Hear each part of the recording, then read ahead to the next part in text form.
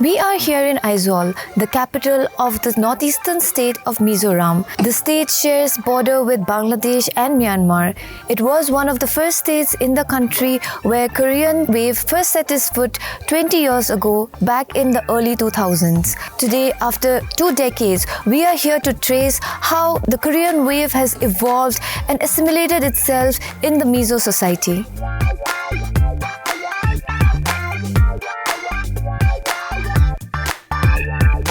Years before the world was familiar with OTT platforms, Mizoram was exposed to the Korean cultural wave, also referred to as the Hallyu wave. Today, the Korean wave has evolved into a global phenomenon, with the current music scene flooded with the popularity of groups like Blackpink and BTS. In Mizoram, a romantic Korean TV drama Full House, which was released in 2004, helps us in tracing its popularity. Those days, even Hindi serials were popular. I think there was this Hindi serial that was really popular. It was called Kasoti or something. So around the same time, this Korean serial had come out, Full House. So it was like the whole Mizoram was divided into two, like one watching Kasoti, one watching Full House. But then I think we felt a bit more of a connection with the Full House series.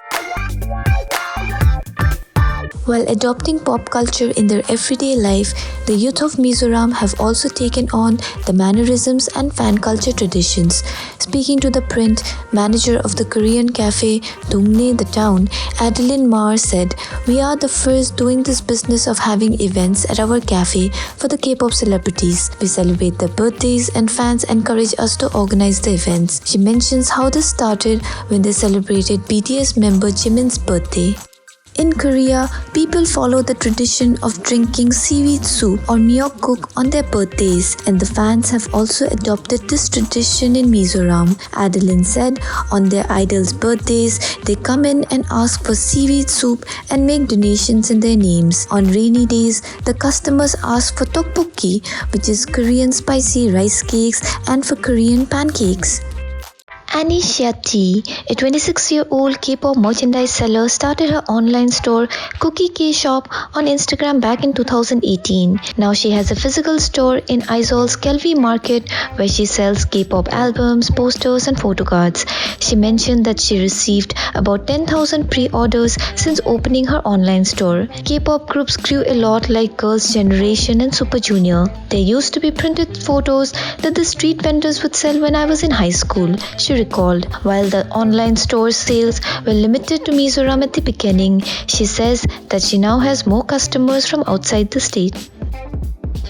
Arirang TV, a South Korean broadcasting company, began a cable TV service in the 1990s. The channel broadcasts content with English subtitles and was available in Mizoram. Additionally, Zonet TV, one of Mizoram's biggest cable TV networks, airs Korean shows dubbed in the Mizo language. Jacinta Lalampui, a previous runner-up of the K-pop India contest, gave the state its first girl group IVs. In a collaborative effort with Zonet, she helmed a survival show which put together a 4-member Mizo girl band. There was no word as such like K-pop well known at the time. I think we just like referred to them as like Korean music or Korean music artists. So back home here in Aizawl, we had this channel called Arirang TV. So Arirang TV was a TV channel that came from Korea. So anyways, out there we would see a lot of singers, actors and all those variety shows, and I think my first favorite artists would have been like Lee Huri, Boa, Rain. I don't know if you would know them. So I think they were like the first generations. And if you talk, they were mostly solo artists, but if you talk about groups, then it would have been like Finko, SES. Yeah, they're all like the really like the legends of K-pop. I've always followed the Korean entertainment scene as a whole.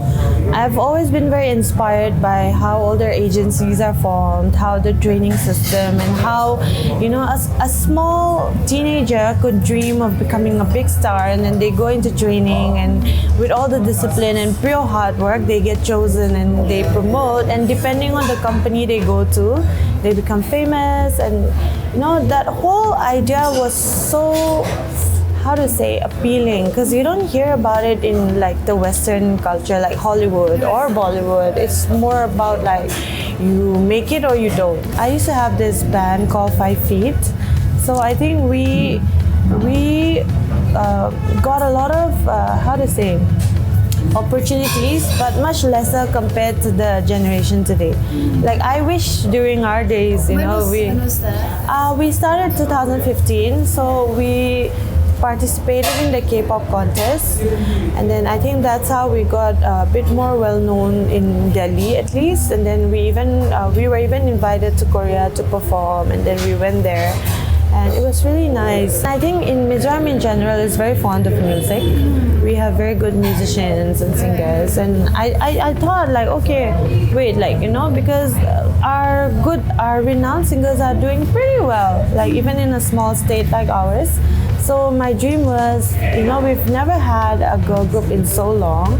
So why not do a survival show, work with Zonet? So we worked together. They had to juggle with their university, or they had to juggle with school even. Like a lot of them came from school too, and their exams were coming up. And so unfortunately, I think even 3-4 girls dropped out in the middle of the show because of their exams, because of the parents' pressure. K-pop is super popular, and if they are riding along that wave, it is some kind of publicity. But at the same time, I would, you know, next time we put out something, I would really want to showcase that, you know. But I think, like you said, if you go back to the basics, the whole girl group, that they can rap, they can dance, they can sing. It's actually like, if you think of it, like even the Pussycat Dolls has done it, the Spice Girls has done it. But why is it that the K-pop color is so strong? Is maybe because, you know, they did it so well. They did it in such a way that people, you know, people's eyes just get glued to them. We like looking at them. I think so. Even with Ivis, I'm sure it's a combination of so many things. Jacinta mentions that Ivis's first music video was shot in a day and came out last December. It has traces of K-pop impact sprinkled all over. One of the band members, Sai, spoke to us about the influence of Korean pop culture in the state. Yes, of course. I would say Lisa from Blackpink. Like back when they were in the buildings, like when the YG released their dance and all, I used to watch her, so I thought that she was like a very good dancer. Like she's from Thailand and yet she could debut in like a big company like YG, so that really inspired me a lot as a person personally, even though there are other great dancers and all, and she's still my role model for now. Have a big wave on Mizoram Aizzol, especially in Aizzol, because even the fashion trends and all, it really come from like K-pop, and I would say we cannot say that it's like 100% copy, but we really do get inspired from K-pop and K-drama and all. And there are also like K-pop event in Mizoram where we used to perform for like a function.